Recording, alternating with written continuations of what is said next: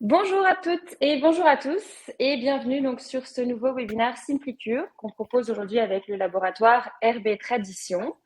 Et aujourd'hui, on est accompagné de Christian Éloi, qui est naturopathe et cofondateur du laboratoire RB Tradition. Donc, merci d'être avec nous aujourd'hui, Christian. Merci, bonjour à tous, à toutes. Merci à toi aussi de m'avoir invité C'est un à plaisir. pouvoir développer ce thème. Alors, donc aujourd'hui, on va parler un petit peu on va discuter de l'intérêt des huiles essentielles pour l'immunité. Je vous laisse la parole dans un instant. Très, Oui, très rapidement, pour le fonctionnement de Livestorm, éventuellement pour ceux qui sont avec nous et qui ne connaissent pas encore. Vous pouvez à tout moment envoyer des messages dans le chat. Donc, s'il y a des problèmes, notamment au niveau des fonctionnalités de l'outil Livestorm, n'hésitez pas. Vous pouvez poser vos questions tout au long du webinaire aussi. N'hésitez pas non plus. Mettez-les dans ce cas dans la rubrique questions. Ça sera beaucoup plus simple pour nous pour y revenir à la suite, à la fin. On garde 15 minutes pour répondre à toutes vos questions. Dans cette rubrique questions, vous pourrez également voter pour celles qui vous semblent plus pertinentes. Et on commencera par ces questions à la fin. Donc, n'hésitez pas, pendant toute la présentation, à poser toutes vos questions et Christian y répondra à la fin. Je vous laisse la parole et je reviens donc sur la fin du webinaire pour les questions-réponses. merci, c'est très clair. Bon, voilà, donc nous allons aborder effectivement un sujet concernant l'hypoimmunité. Mais avant tout, je vais quand même introduire ce sujet en présentant en quelques minutes à la fois notre laboratoire et aussi pourquoi nous avons cette démarche ou cette approche de l'utilisation des huiles essentielles, donc l'aromathérapie, selon les tempéraments, pour, je dirais, mieux gérer notre propre immunité. Alors, en introduction, voilà. Donc ça, c'est le thème. Vous aurez à la fois l'approche scientifique, bien sûr, basée sur la présence des molécules, des huiles essentielles, et l'approche tempéramentale énergétique.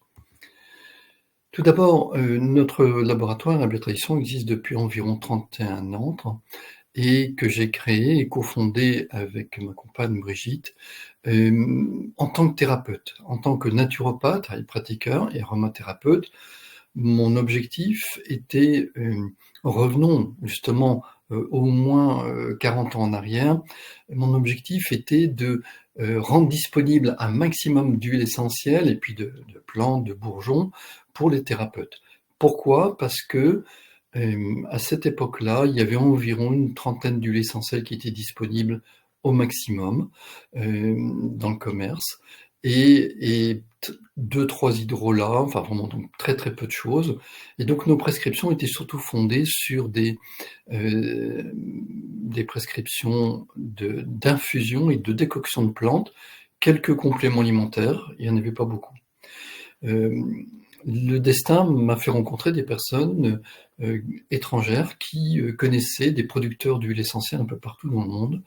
Et ça m'a permis effectivement de pouvoir regrouper toutes ces huiles essentielles qui me semblaient être les plus belles. Quand je dis belles, c'est en termes olfactifs, en termes vibratoires, surtout en qualité thérapeutique, en efficacité thérapeutique. C'est ce que je recherchais en tant que thérapeute. Et j'ai pu regrouper chez moi comme ça toutes ces huiles essentielles. Ensuite, au bout de quelques années, environ 13 ans après ma pratique de thérapeute, suite à la demande insistante de plusieurs relations thérapeutes, j'ai créé Herbe et Tradition. Herbe parce que ça regroupait justement tout le monde des plantes sous ses différentes expressions, et Tradition parce que ça regroupait deux formations que j'avais eues, la formation de naturopathe et de Heilpraktiker en Allemagne, qui est une formation donc tout à fait orientée selon nos concepts occidentaux, et formé à l'Ayurveda, parce qu'avant j'avais un centre de yoga, à l'Ayurveda en Europe et en Inde.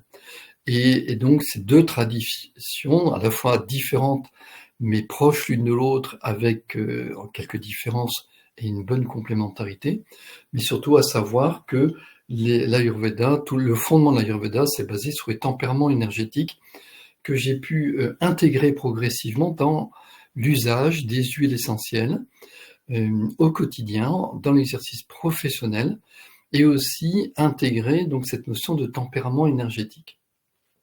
Ce qui fait que un peu à la fois, c'est construit avec le temps et avec les années, ces trois approches, ces trois applications de l'aromathérapie classique dans son usage, c'est-à-dire symptomatique, face à une problématique, on va sélectionner des huiles essentielles qui ont les propriétés de soulager partiellement ou totalement une souffrance. Et seulement, nous avons aussi une deuxième façon d'utiliser l'aromathérapie, c'est l'aromathérapie selon les tempéraments énergétiques.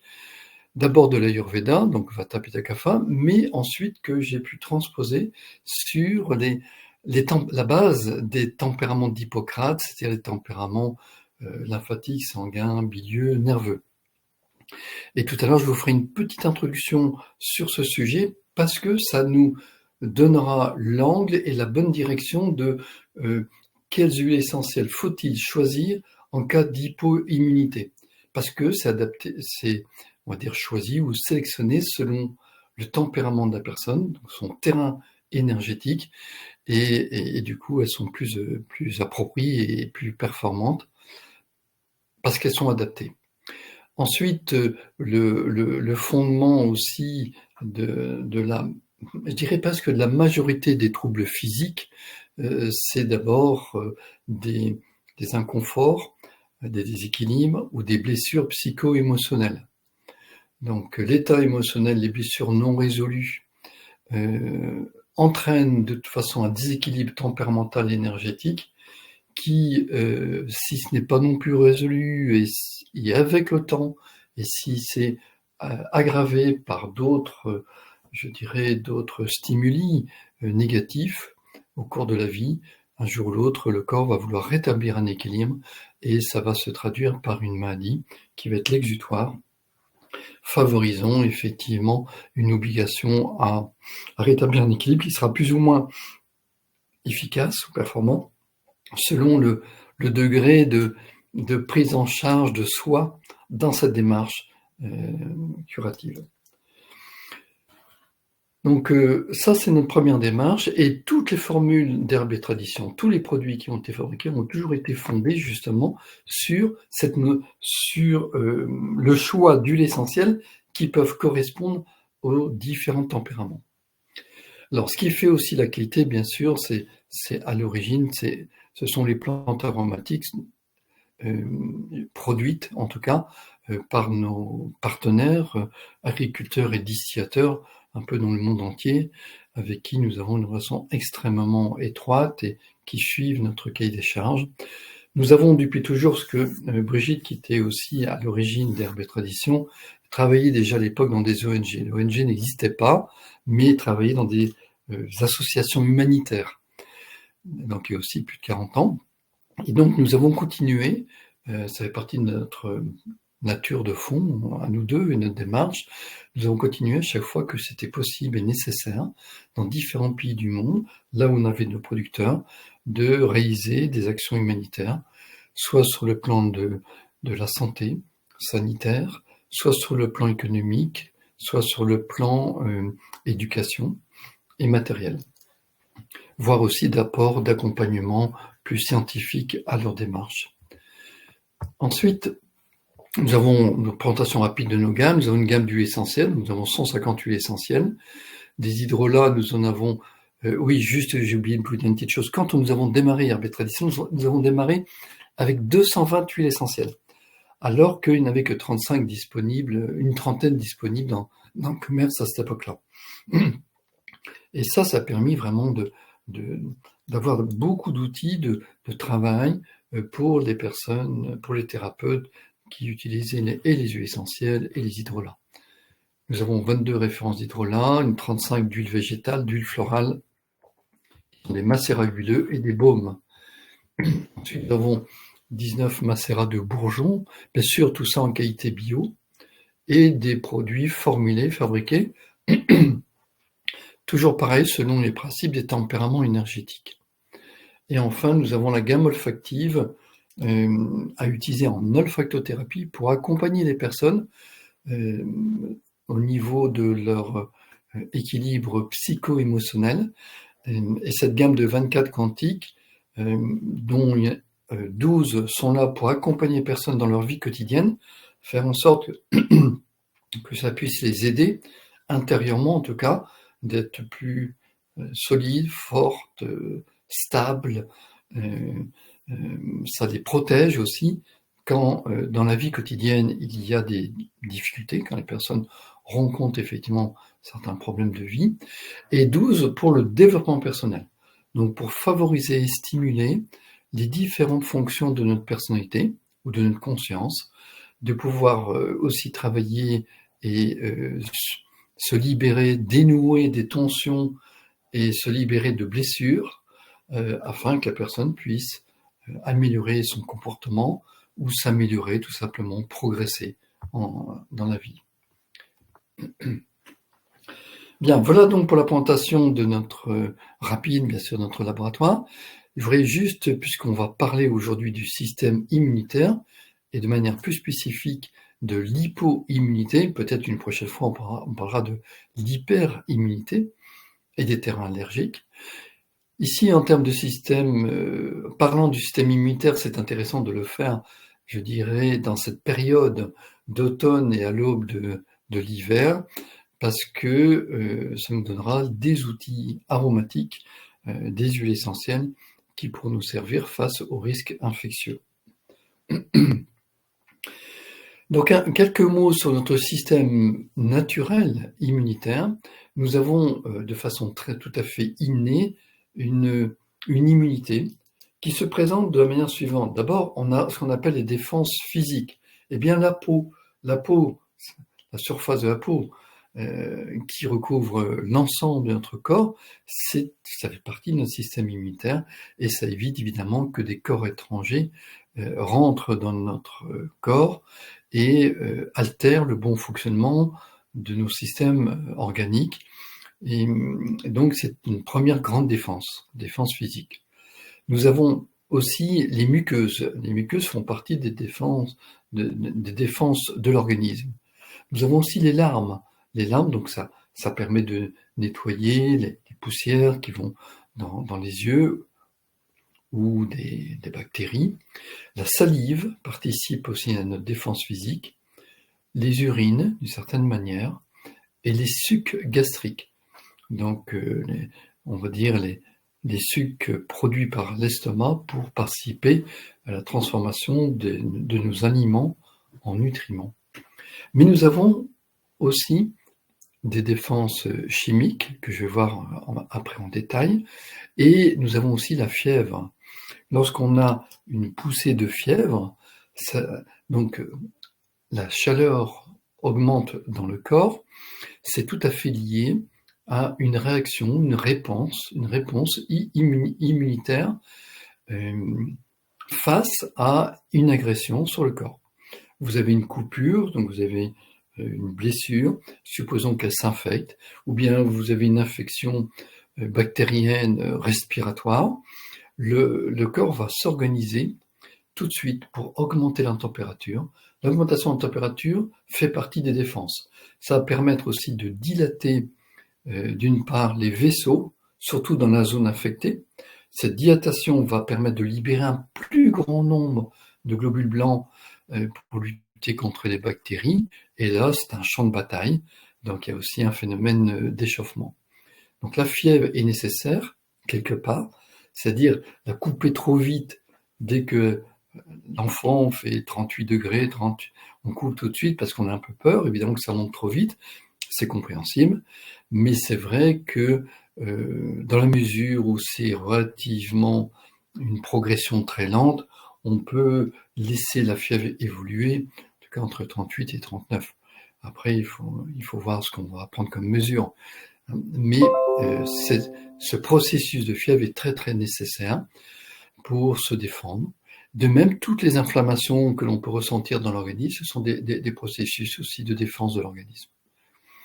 Et enfin, vous avez les défenses chimiques. Les défenses chimiques se localisent dans trois secteurs ou trois zones de notre physiologie. D'abord, à travers notre circulation sanguine, et notamment, ce sont les globules blancs qu'on appelle aussi les leucocytes, Et nous avons différents leucocytes adaptés au type de bactéries, de virus notamment, et qui ont des modes de fonctionnement, on va dire d'attaque pour détruire les bactéries, différentes et complémentaires.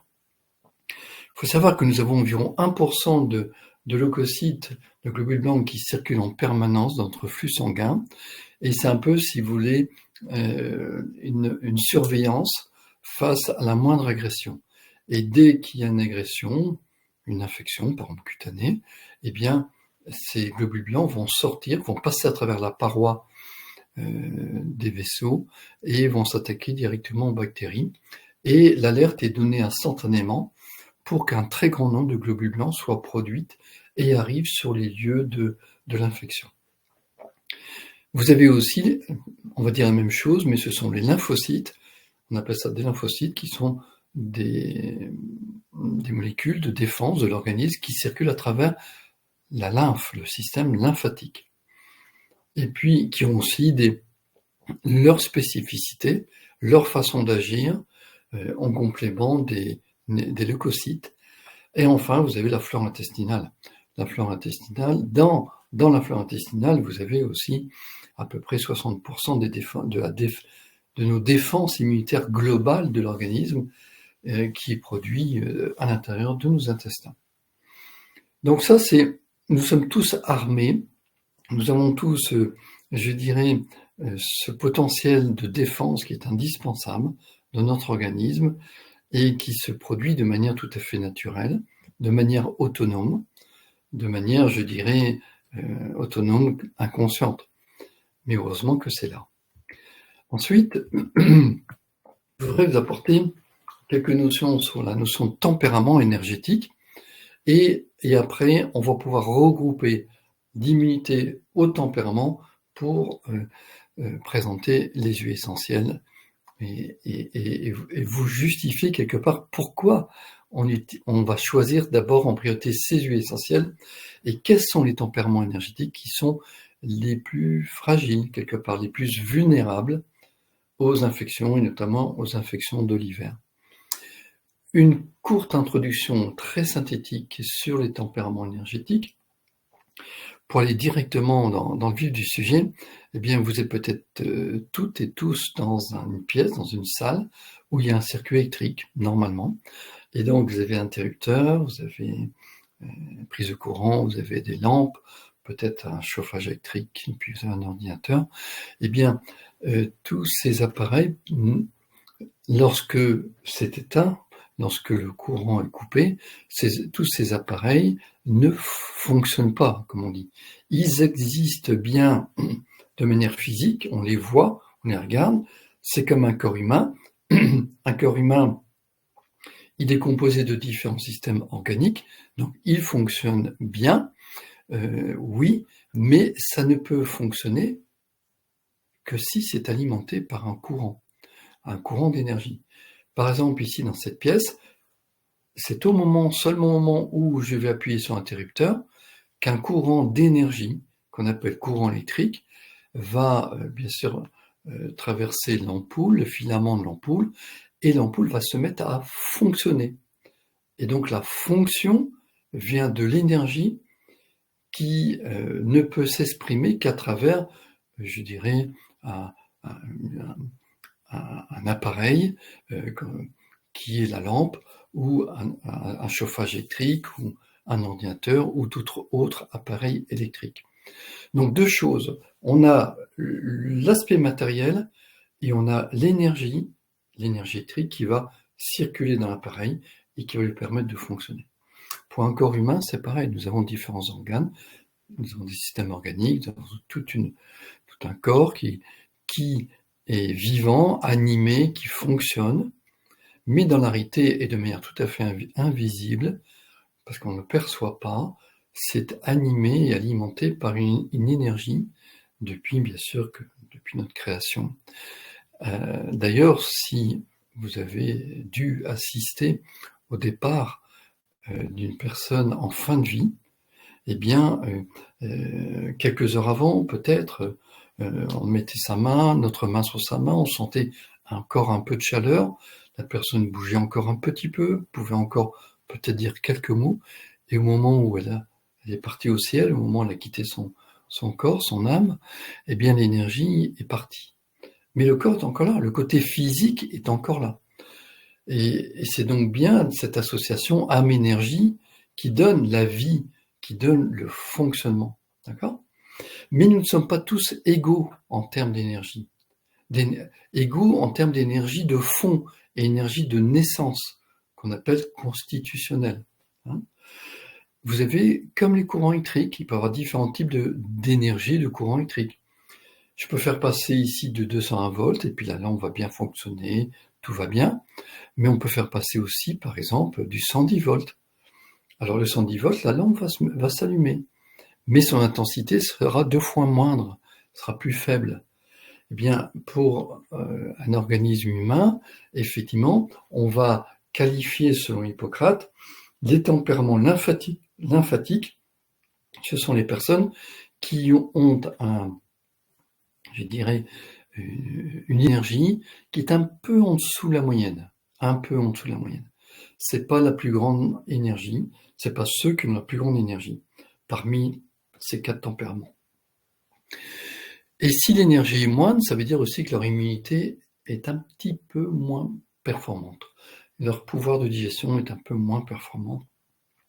Élimination des toxines aussi. On en parlera tout à l'heure en détail. Et puis, vous pouvez très bien faire passer un courant industriel, mettons 380 volts. Et là, la lampe va s'éclairer comme un flash, et puis il va exploser. Et on peut imaginer, bien sûr, comme ça correspond au milieu, hein, comme les personnes qui ont un tempérament énergétique, ils ont beaucoup d'énergie naturellement, alors ils peuvent entreprendre beaucoup de choses dans leur vie. Ce sont des entrepreneurs, ils vont de l'avant, ce sont des bâtisseurs, ils ont toujours plein de projets, ils vont parfois aussi s'entourer de personnes pour réaliser leurs objectifs ou leurs ambitions. Ils sont un peu dirigeants, ils sont un peu contrôlants. Bref, ils ont une grande énergie. On voit l'hiver, ils sont presque en chemisette, alors que un petit peu rouge au niveau du visage, alors que nous, on a peut-être deux pulls sur le dos. Voilà, ils ont chaud. Ces personnes qui portent en elles-mêmes beaucoup de chaleur, parce qu'ils ont cette énergie qui est plus importante. Et s'ils ont un obstacle, une contrainte, eh bien, ils peuvent vite être impatients quand il y a du retard, ils peuvent s'emporter, ils peuvent être un peu colériques, puis après, une fois qu'ils ont sorti leur trop plein d'énergie et de colère, ça revient à peu près dans leur norme à eux.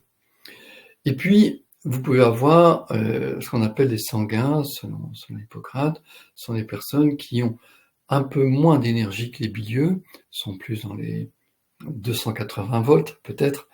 Et donc, eux, ça va. En plus, ils sont naturellement beaucoup plus sociaux, ils ont besoin de partager avec les autres et de se réaliser parmi les autres. Donc, eux, quand il y a un obstacle, ils vont plutôt rechercher un arrangement, chercher à se comprendre, à trouver des solutions ensemble, sans rentrer un peu frontalement, comme ferait le bilieux, coup pour coup. Et puis, vous pouvez très bien avoir aussi un peu un courant alternatif. Bah oui, quelqu'un s'amuse à appuyer sur l'interrupteur, l'éteindre, appuyer à toute vitesse, et l'ampoule va s'allumer, s'éteindre très rapidement. Qu'est-ce que ça vous fait ? Ça vous énerve, c'est évident. Et dans ce cas-là, effectivement, c'est un courant d'énergie.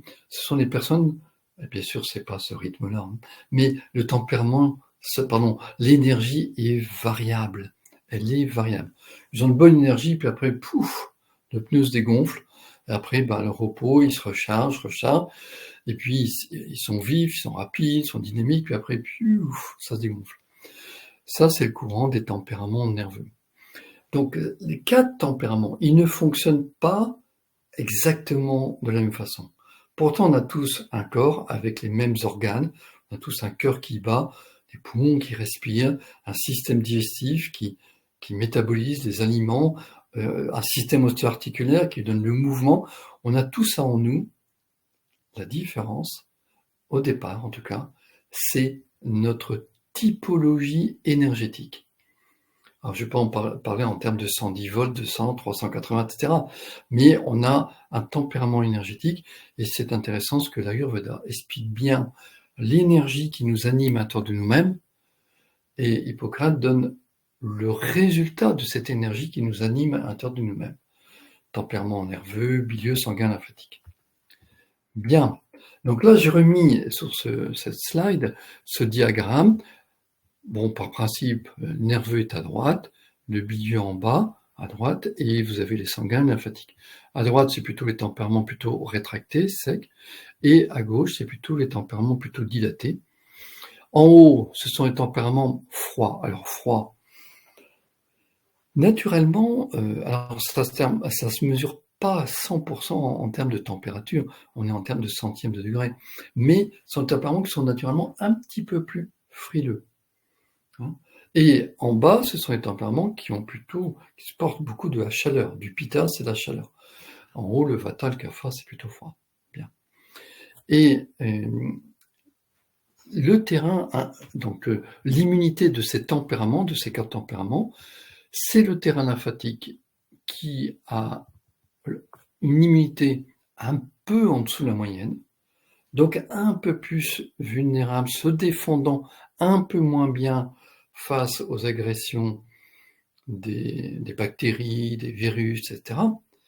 D'ailleurs, quand on connaît ces tempéraments et l'immunité correspondante, j'ai pu remarquer lors des premières émissions télévisées au début du Covid, au début de cette épidémie, eh bien, les personnes que l'on voyait qui entraient aux urgences, en réanimation, etc., c'était toutes des personnes qui étaient, je dirais 90% des personnes étaient des tempéraments lymphatiques.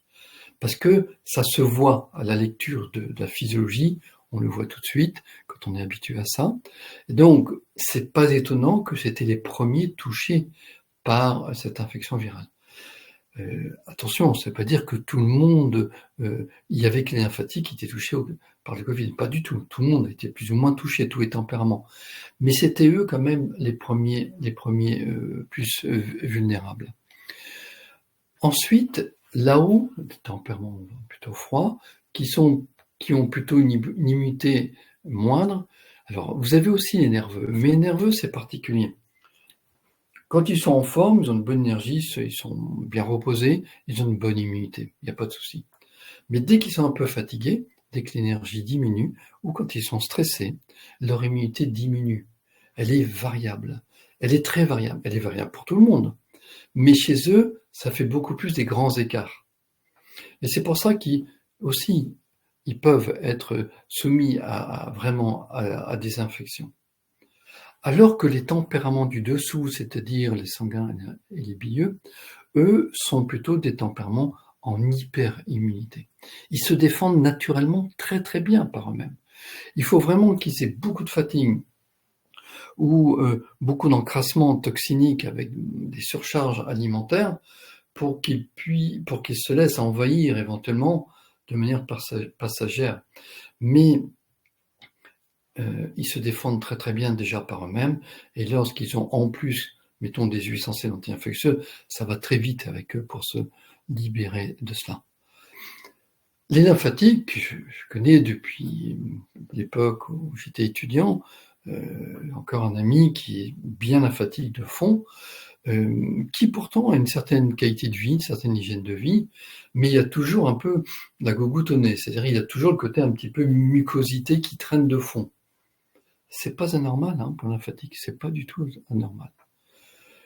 Étant donné que les nerveux, ils peuvent très bien pendant 2-3 ans avoir aucune infection respiratoire, et puis après en avoir 2 dans la même année, en fonction de leur état de fatigue et de stress, ou des infections urinaires, etc. etc.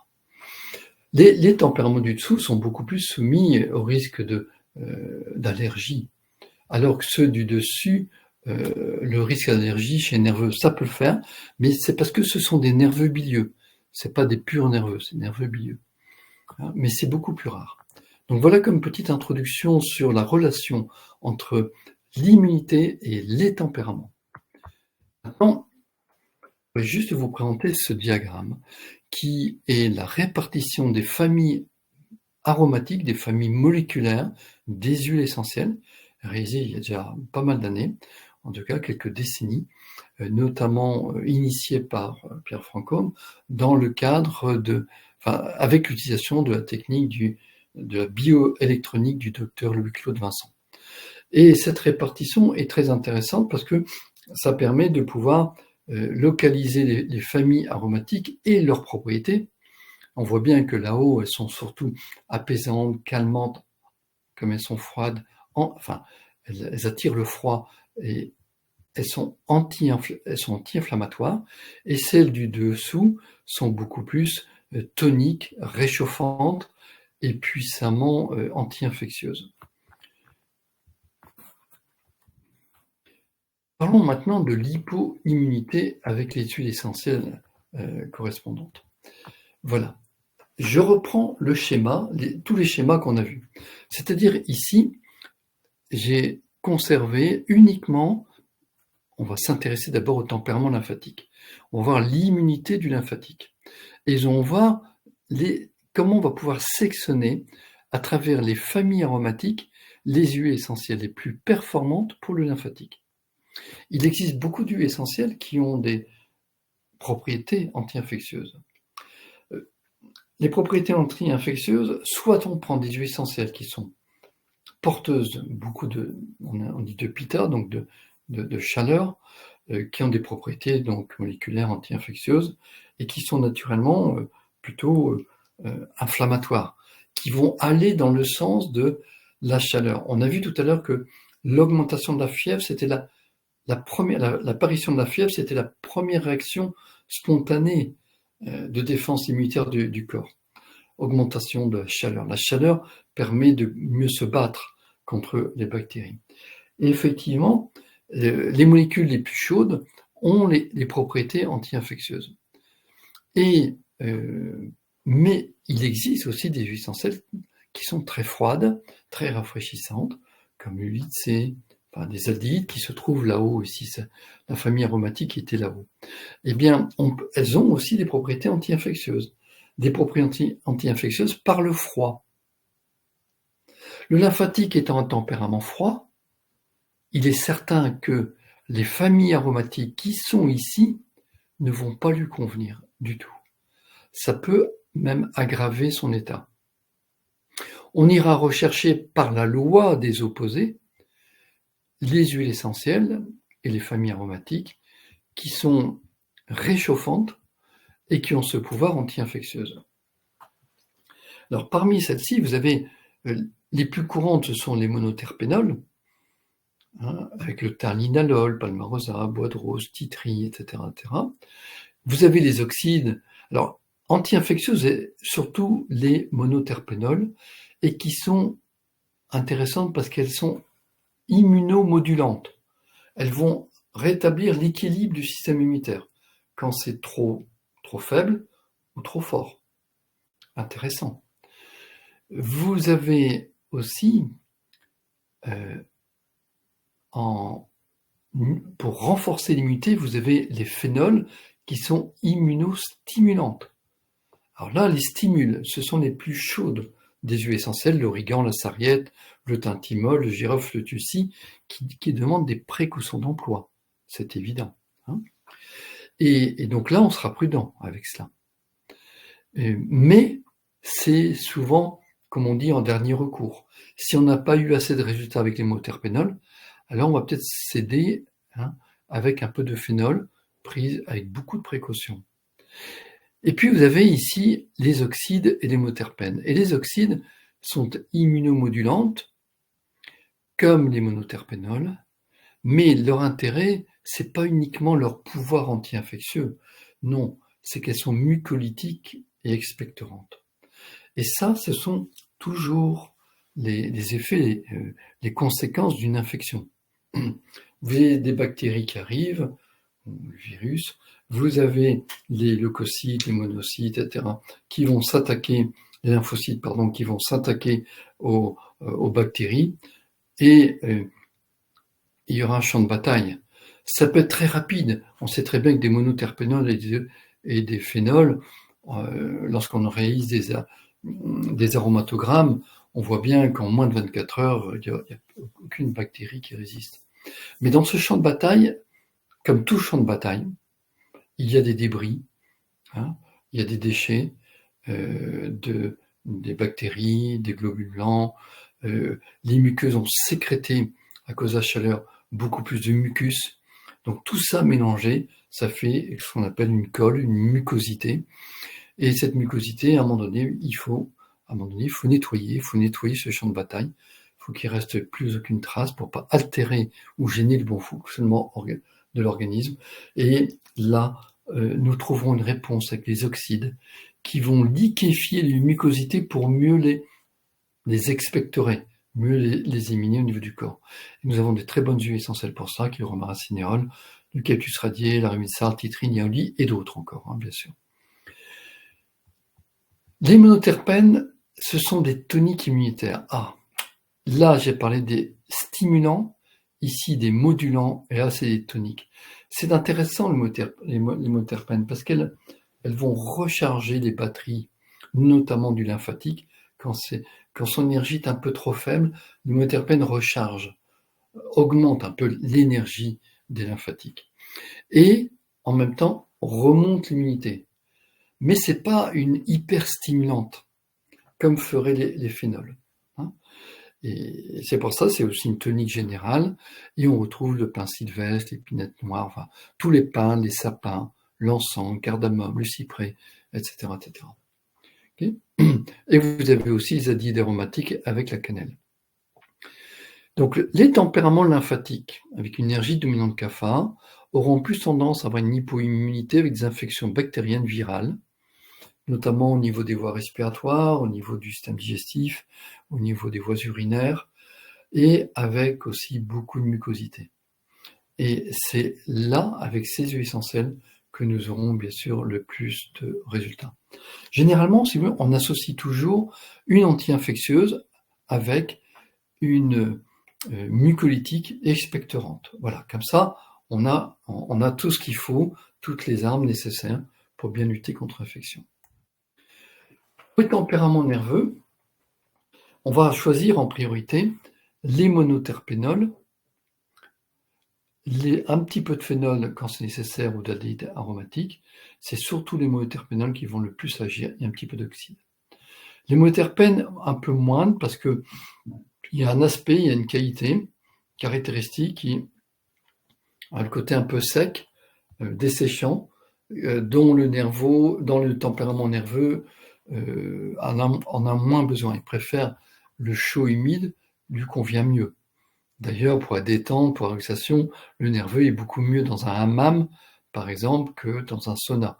Parce que le sauna est bien par la chaleur, mais il est sec. Et pour le nerveux, c'est un peu moins bien. Donc, indication, comme il a une immunité qui est variable, eh bien, c'est pour faire face à toutes les infections bactériennes. Quelques rappels, bien sûr, quelques prudences, ça vous l'aurez sur vos documents. En général, pour les huiles essentielles, on est prudent pour la période de grossesse, pour les femmes allaitantes, les nourrissons, bien sûr, et jamais d'huile essentielle pure sur toute forme de muqueuse, jamais d'un conduit auditif, voilà. Les précautions, bien sûr, on ne donne pas d'huile essentielle pour les personnes asthmatiques, épileptiques et allergiques. Et pour les enfants, on va être très prudent aussi en termes de dosage. On va s'adapter. Tout ça, donc je vous invite bien sûr à lire les étiquettes. Et je rappelle que s'il y a une intoxication par voie orale, eh bien, il vaut mieux prendre tout de suite de l'huile végétale ou du charbon végétal pour éventuellement un centre antipoison. S'il y a une projection oculaire, surtout, moi je préfère directement utiliser de l'huile végétale parce que l'huile essentielle a une grande affinité avec l'huile végétale et va partir dans l'huile végétale. Et s'il y a des allergies, on fait un test dans le pli du coude par exemple ou au niveau du poignet. Les modes d'utilisation, on peut utiliser les huiles essentielles bien sûr en inhalation. Vous savez, en inhalation, 3 gouttes, 4 gouttes, ça suffit même pour les adultes. Et c'est bien de le faire, par exemple, 30 secondes. On essuie le visage, on fait une pause, on reprend 30 secondes, et puis on reprend de façon alternée comme ça pendant 5 minutes environ. Et c'est pareil, en diffusion, on est prudent pour les personnes enceintes, allaitantes, et on ne le fait pas lorsqu'il y a des nourrissons. Par contre, la diffusion est vraiment une excellente méthode aussi d'absorption des huiles essentielles, surtout pour les infections respiratoires. On peut réaliser des bains aromatiques, donc à ce moment-là, on ne verse jamais les huiles essentielles directement dans l'eau du bain, mais on va utiliser un support qui va servir de support hydrosoluble, qui va solubiliser et répartir les micro-gouttes d'huile essentielle dans le bain.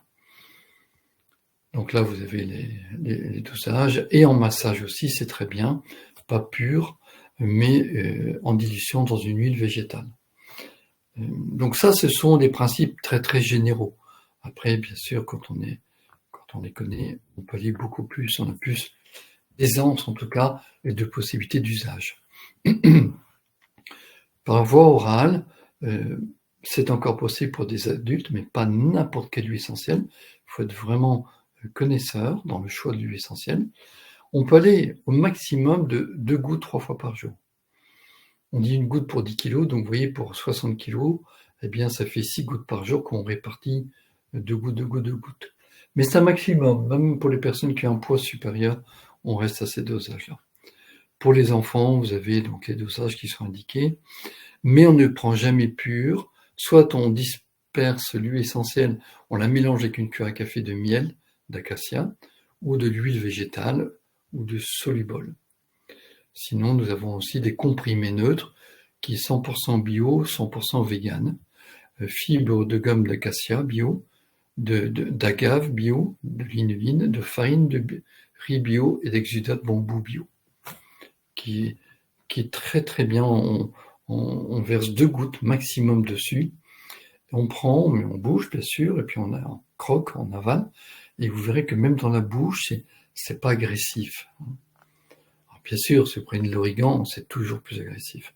Mais globalement, les monoterpénols, les monoterpènes, les oxydes sont très facilement absorbés de cette façon-là. Bien, voilà. Donc, on avance maintenant sur une sélection d'huiles essentielles qui vont correspondre au tempérament, qui sont les plus adaptées au tempérament, donc les plus performantes, les plus efficaces, et notamment pour remonter l'immunité d'une personne. Alors, la première dont on peut parler, c'est le thym à linalol. Le thym à linalol, d'abord parce que c'est une plante aromatique de l'Europe, que l'on trouve très facilement. Elle est malheureusement un peu chère, c'est-à-dire le prix est au-dessus de la moyenne des huiles essentielles, parce qu'évidemment, c'est à partir notamment des fleurs, un petit peu des feuilles, que l'on va pouvoir obtenir les huiles essentielles. Et quand on voit sa composition du Thymus vulgaris, eh bien, il y a 45% de monoterpénol. Vous vous souvenez, c'était cette famille en bas, donc réchauffante et immunomodulante, et en même temps anti-infectieuse, mais très large spectre d'action. Elle est bactéricide, elle est virucide, fongicide, donc bien pour les mycoses et puis et contre les parasites. Mais pourquoi elle est intéressante et efficace?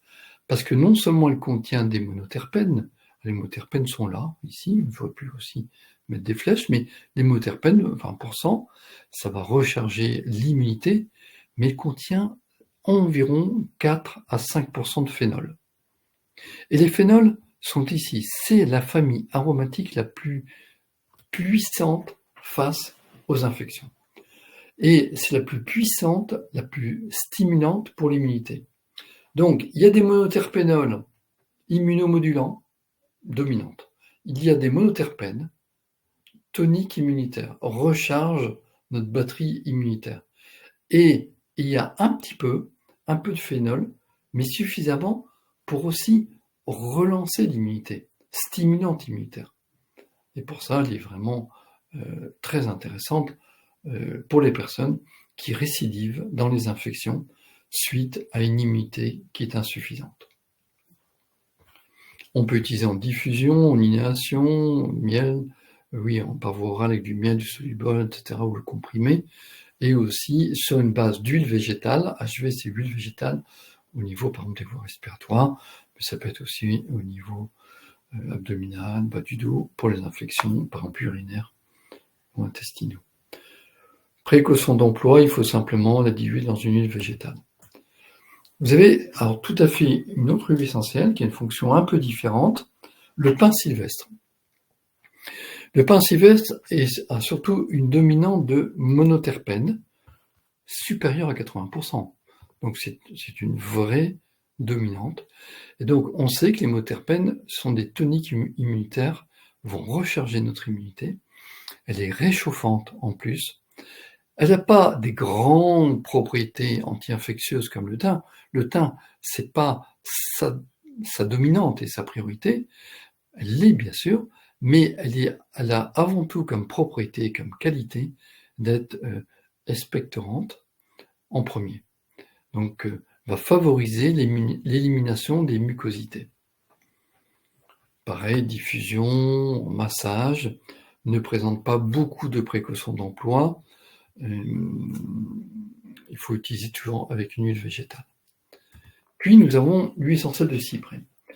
L'huile essentielle de cyprès, on va dire, c'est quasiment très proche du pin sylvestre. D'ailleurs, ce sont des arbres à aiguilles, comme on dit, avec des aiguilles.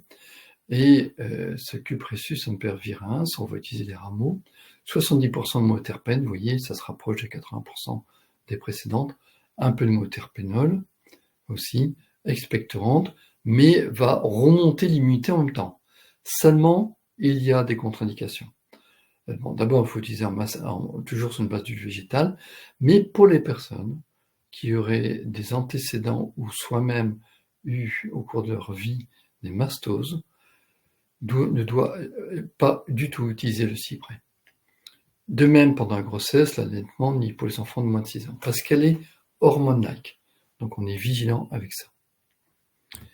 Et puis vous avez bien sûr l'Eucalyptus radié. Alors l'Eucalyptus radié a une dominante d'une autre famille aromatique. On a vu avec le thym linalol, la dominante c'était monoterpénol, immunomodulant mais particulièrement très anti-infectieux. On a vu aussi bien sûr le cyprès et le pin sylvestre riche en monoterpènes ici à droite. Et là maintenant, nous avons l'Eucalyptus radié qui a une dominante d'oxyde et 60-70%, un peu de monoterpène ici à droite, donc on va bien recharger les batteries, un petit peu aussi de monoterpénol aussi. Et donc effectivement, l'Eucalyptus radié est une excellente immunomodulante, a le pouvoir mucolytique et expectorant, a une petite action après anti-infectieuse, antivirale, anti-infectieuse, comme la majorité de ces huiles essentielles qui se retrouvent ici en bas, au niveau de ces familles aromatiques. L'Eucalyptus radié est facile d'usage, ne présente pas de contre-indications particulières. Juste en massage, on va l'utiliser dilué dans une huile végétale, mais on peut réaliser des inhalations, diffusion, respirer par conséquent, et puis bien sûr, utiliser aussi en massage, en friction. Donc on est vraiment dans l'utilisation des huiles essentielles qui font partie de ces familles, que sont celles qui ont le plus de performance et qui peuvent aider nos deux tempéraments. Ensuite, nous avons bien sûr la Ravinsar. La Ravinsar a une dominante d'oxyde, comme l'Eucalyptus radié, mais elle a beaucoup plus de monoterpènes, 25% ici à droite, donc elle est rechargeante. Elle a des sesquiterpènes et puis un petit peu d'esters qui sont là-haut, qui vont calmer, détendre et calmer. Bien. La Ravinsar est immunomodulante. Si l'immunité est trop faible, elle va la remonter. Si elle est un petit peu plus forte, elle va la rééquilibrer. Et elle a aussi ses propriétés puissamment antivirales, antibactérien, expectorant et mucolytique. Elle est assez complète parce qu'elle lutte contre les infections et en même temps les mucolytiques et en même temps elle va permettre l'élimination de ces mucosités. Et surtout, elle ne présente pas de contre-indication On peut utiliser bien sûr sur la peau avec une huile végétale, mais on peut la diffuser dans une pièce. Son prix est dans la moyenne. On peut l'utiliser en massage, on peut la prendre par voie orale, donc très facile d'usage. Une autre huile essentielle qui gagne toujours à être connue, ou en tout cas à ne pas hésiter à la mettre en valeur, c'est le laurier noble. Pourquoi? Parce que d'abord, c'est une huile essentielle d'un arbuste qui peut être presque comme un arbre, qui est très présent en Europe, en Belgique, dans les dents de la France, un peu partout en Europe, et qui produit bien de l'huile essentielle, mais c'est une huile essentielle remarquable. Remarquable parce qu'elle contient déjà, vous voyez à gauche ici, beaucoup de familles aromatiques, des monoterpénols, donc elle est anti-infectieuse, des phénols, ici tout en bas, donc très anti-infectieuse, très stimulante, réchauffante, tonique, des oxydes, mucoïtiques, expectorantes, des monoterpènes, ça recharge les batteries, ça recharge l'immunité, expectorante aussi. Et puis des lactones qui sont, c'est une petite famille qui est très mucoïtique. Et elle est elle est relaxante, elle est apaisante, elle est anti-stress avec les esters et les éthers. Elle a beaucoup de propriétés. Quand on la respire, elle muscle le mental, elle renforce votre morale quand il est à plat, elle vous donne de l'énergie. Et elle vient pas du bout du monde, non, elle est très proche ici, elle est très locale. Donc le laurier noble gagne à être connu en utilisation. Et elle est immunomodulante, mais derrière cela, elle recharge bien les batteries. Et puis anti-infectieuse, mucoïtique et expectorante, beaucoup de très très très belle qualité.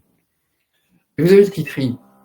Et c'est pour ça que j'aime bien vous parler du laurier noble avant le titri, parce que le titri vient du bout du monde. Ok. Mais le pouvoir anti-infectieux, on l'a pu le vérifier à travers les aromatogrammes, que le laurier noble est beaucoup plus puissant que le titri, que le talinalol, qui est bien aussi et le thymol, qui est bien de nos régions, est nettement supérieur au titri comme anti-infectieuse. Le titri est très très bien, beaucoup plus comme pour remonter de façon douce l'immunité, mais très bien plutôt pour les infections cutanées. Mais pour le reste, elle est bien, mais elle n'est pas aussi performante. Je vous dis ça parce qu'aujourd'hui, le titri, c'est l'huile essentielle la plus demandée, la plus vendue. Ce qui, moi, je trouve, c'est pas tout à fait approprié. Donc, elle contient des monoterpénols anti-infectieuses, c'est bien, mais ce sont des monoterpénols. Dedans, il n'y a pas de phénol, il y a des monoterpènes. Elle recharge bien les batteries, elle est expectorante, voilà. Elle est intéressante, très intéressante. Mais elle n'est pas la seule. Ça, je veux mettre en évidence d'autres huiles essentielles de nos régions.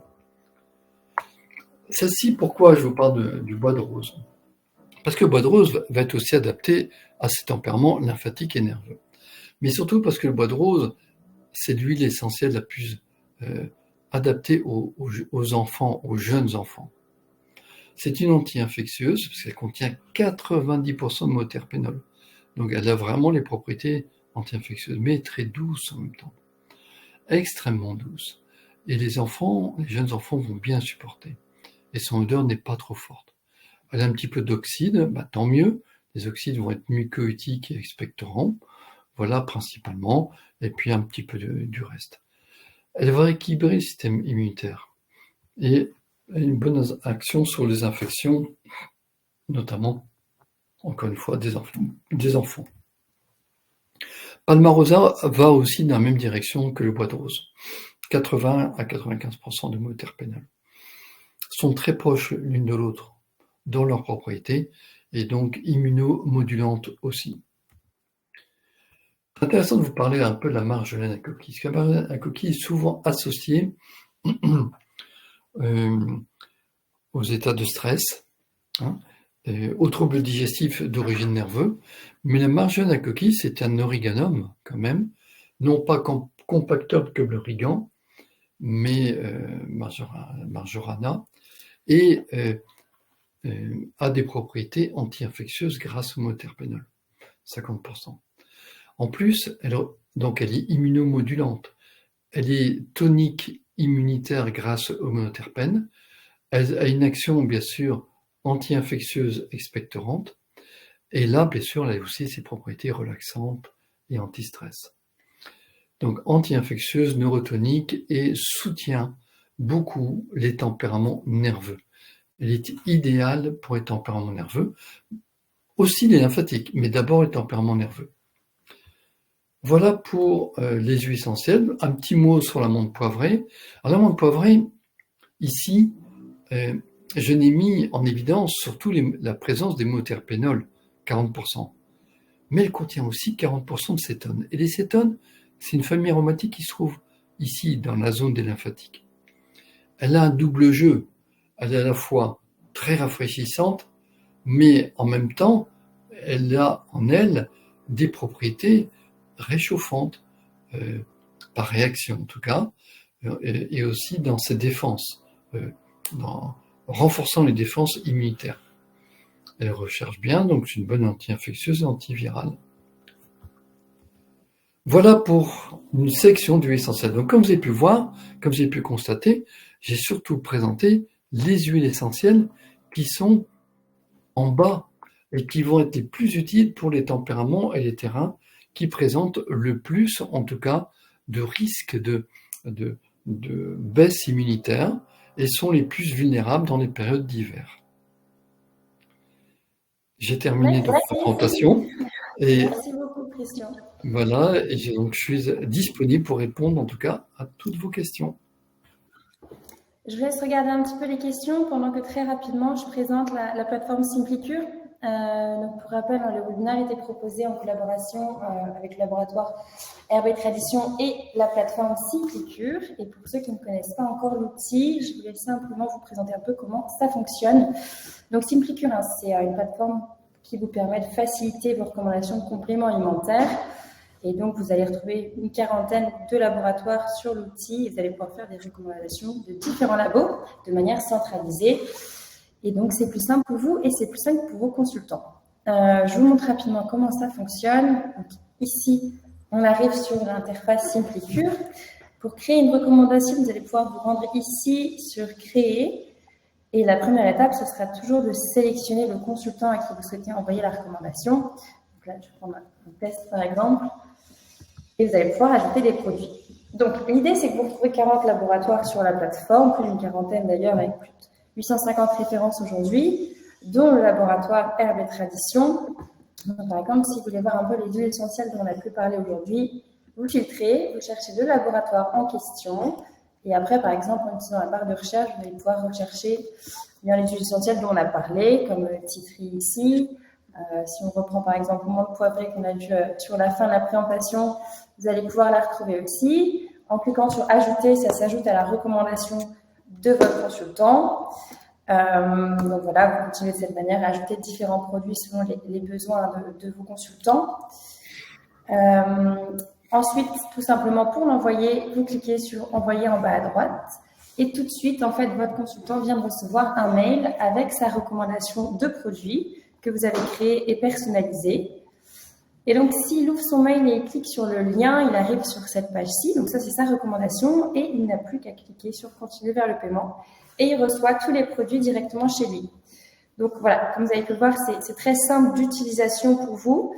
Pour vos consultants, c'est très simple aussi parce qu'en fait, ils reçoivent juste un mail avec un lien unique de recommandation et tous les produits directement chez eux sous 3 jours. Et après, vous allez pouvoir suivre un petit peu vous avez un meilleur suivi de recommandations, donc une meilleure adhésion ensuite des recommandations via la plateforme. Au niveau des laboratoires, comme je vous disais, une quarantaine. On est très preneurs de vos retours, donc n'hésitez pas au fur et à mesure à nous faire des demandes de labo. Plateforme qui est également entièrement gratuite et non engageante, donc n'hésitez pas à vous inscrire si ce n'est pas encore le cas. Et je vous invite donc aux prochains événements sur cette semaine. Donc, un deuxième webinaire donc demain avec Deva, où on parlera un peu de la gestion du sommeil, donc avec la florithérapie et l'olfactothérapie. Et ensuite, jeudi, avec le laboratoire Pianto, on verra l'intérêt des aliments fermentés. Donc, n'hésitez pas à vous inscrire sur ces différents événements. Pour tout ce qui est replay aussi, donc j'ai vu des choses par rapport à ça dans le chat. Vous avez toujours le replay, mais vous avez aussi la présentation en PDF qui est jointe au replay via l'Académie sur Simplicure. Donc, n'hésitez pas à aller voir ce qui a pu être proposé dans le passé. Donc, voilà, on va passer aux questions. Je vais regarder un petit peu dans la rubrique des questions. Hop. Alors, est-ce que le laurier noble est bien hépatotoxique? Je dirais très, très légèrement, hein, notamment par rapport aux autres huiles essentielles qui contiennent des phénols. Le laurier noble est très légèrement hépatotoxique, c'est-à-dire que ça ne nécessite pas d'utiliser en complément de l'usage du laurier noble, je dirais un complément alimentaire, une plante qui va aider et accompagner les fonctions du foie. Pour les personnes qui ont un foie qui fonctionne tout à fait normalement, il n'est pas nécessaire de prendre en complément un traitement pour soutenir les fonctions hépatiques. Ok, très bien.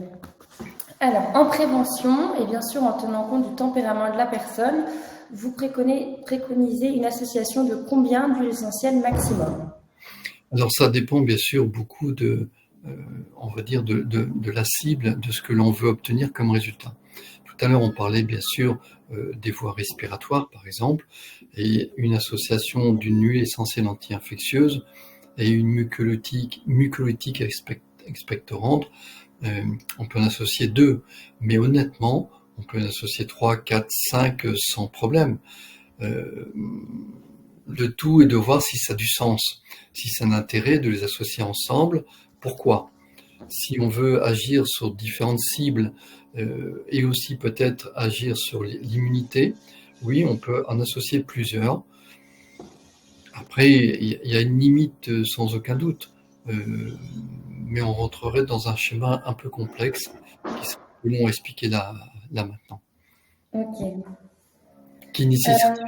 Ça nécessiterait, si vous voulez, de faire une chromatographie de l'association du mélange total des huiles essentielles, une aromatographie en phase gazeuse pour voir vraiment qu'est-ce qu'il en est de la composition moléculaire. Donc, on peut en associer, mais trop après, il faut voir on ne sait pas ce que ça va rendre au final. Ok. Alors, quelle différence entre le thym à linanol et le thym à tijanol?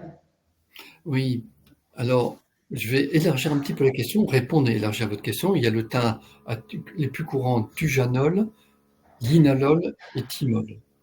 Simplement, c'est bien sûr tous des thymus vulgaris, avec, selon les régions où elles se développent, elles poussent, eh bien, elles auraient plus tendance à développer certaines molécules par rapport à d'autres. Le plus courant dans nos régions, Belgique, nord de la France, on trouvera plutôt du thym à thymol. Le thym, donc la molécule dominante, c'est le thymol. Et le thymol, c'est une molécule qui appartient au phénol, donc c'est un thym rouge, comme on dit, c'est-à-dire très chaud. Et il faut être prudent, en tout cas, parce que c'est dermocaustique. Tandis que le thym linalol est un thym qui va peut-être beaucoup plus pousser dans certaines régions du sud de l'Europe ou du sud de la France, par exemple. Et le thym linalol, on l'a vu tout à l'heure, sa composition, elle contient beaucoup moins de molécules de thymol, très très peu, mais une vraie dominante de molécules de linalol. L'avantage, c'est que c'est très doux, ça reste anti-infectieux, mais beaucoup plus facile d'usage et pas dermocaustique. Et puis, vous avez le thym à tujanol. Le thym à tujanol, c'est comme un thym à linalol, mais il a un peu plus de tujanol dedans en termes de molécules, moins de linalol, mais il n'a pas la présence de molécules de thymol, donc ne contient pas de phénol. Ce qui fait que le thym tujanol n'est pas dermocaustique du tout. C'est sans aucun doute le thym le plus doux que l'on peut utiliser. Très bien. Alors, est-ce qu'il y a des contre-indications? Comment faire avec les maladies auto-inflammatoires par rapport à ce qui a été présenté? Les maladies, tu dis auto-inflammatoires? Alors, Alors moi, je me suis dit MAI, maladie auto-inflammatoire, donc tout ce qui est plutôt lié au système immunitaire inné, mais c'était peut-être pas ce qui était dans la question. J'ai peut-être mal compris la question. Oui, alors, je vais essayer de répondre à plusieurs choses. Si la personne présente une maladie qui est de type inflammatoire, ou auto-inflammatoire de fond, mais plutôt inflammatoire, il est certain qu'il ne faut pas utiliser des huiles essentielles qui se retrouvent, comme je vous ai montré, en bas, en dessous là, de la ligne médiane, notamment toutes les familles que je vous ai présentées tout à l'heure, parce que vous allez aggraver l'inflammation. Il faut aller rechercher des huiles essentielles qui se trouvent là-haut dans les familles aromatiques au-dessus, qui vont plutôt apaiser et rafraîchir l'inflammation, et apaiser et réduire l'inflammation. Donc même réponse pour les maladies auto-immunes. Alors pour les maladies auto-immunes avec des immunosuppresseurs, c'est très délicat, c'est en contradiction. On ne peut pas se permettre d'utiliser ces huiles essentielles comme ça. Là, il y a une véritable contradiction, malheureusement. Quelles huiles essentielles vous conseillez pour les problèmes ORL, pour les personnes asthmatiques? Donc pour les personnes asthmatiques, on est extrêmement prudent et vigilant dans l'usage des huiles essentielles. D'abord, si supposons qu'on veuille utiliser une huile essentielle, bien sûr pas n'importe laquelle, on va voir juste après, mais vaut mieux ne pas utiliser pendant la crise, en tout cas, pas à respirer du tout. Dans une crise, ça va l'aggraver. On cherchera plus à utiliser entre les périodes de crise ou un petit peu en prévention, on utilisera un peu plus les huiles essentielles, soit en suppositoire, mais là, il faut donc le conseil d'un aromathérapeute avisé en suppo, soit éventuellement pour encore se masser la plante des pieds, voire le haut du dos, mais il faudrait éviter de respirer les molécules d'huile essentielle directement pour ne pas hypersensibiliser les muqueuses, notamment des bronches. Donc, quand il y a une infection, quand il y a de l'asthme ou un terrain asthmatique avec une infection ORL, on cherchera beaucoup plus à masser, par exemple, le haut du dos, la plante des pieds, notamment. On pourrait encore éventuellement, pour les voies respiratoires supérieures, faire un système au-dessus d'un bain de vapeur d'inhalation ou un microdiffuseur à inhaler. On peut inhaler de la manière suivante, mais attention, pareil, beaucoup de vigilance. Vous prenez votre respiration et puis ensuite vous bloquez votre respiration, vous mettez le nez, les yeux fermés, je précise, les yeux fermés, au-dessus des vapeurs aromatiques. Vous tenez en apnée quelques secondes, quelques dizaines de secondes, et puis vous tournez la tête et vous expirez ce qui était, et puis vous re-respirez, vous reprenez votre respiration. Donc les molécules aromatiques vont monter dans le nez, mais vont pas être avalées au niveau des bronches. Elles vont pas descendre dans les bronches, si vous voulez. Et on peut faire ça comme ça plusieurs fois de suite. C'est une forme d'inhalation exclusive que des voies respiratoires supérieures. D'accord. Voilà. Donc ça, on vient d'y répondre. J'ai l'impression qu'on a fait un petit peu le tour des questions, parce qu'après, il y a des questions qui se retrouvent, parce que là, il y a une autre personne qui nous demandait pour les asthmatiques. Ouais, du coup, qu'est-ce qu'on peut prescrire éventuellement lorsque quelqu'un souffre d'une maladie auto-immune avec un traitement immunosuppresseur? Est-ce qu'il y a des choses?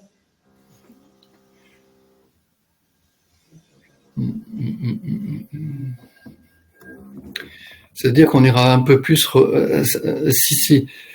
Pourquoi? D'abord, il faut voir dans quel but pour cette personne, mais on ira d'abord en priorité sélectionner des huiles essentielles qui ont plutôt une dominante de molécules aromatiques appartenant aux familles aromatiques qui se trouvent au-dessus de la ligne médiane, dans les esters, dans les aldéhydes terpéniques.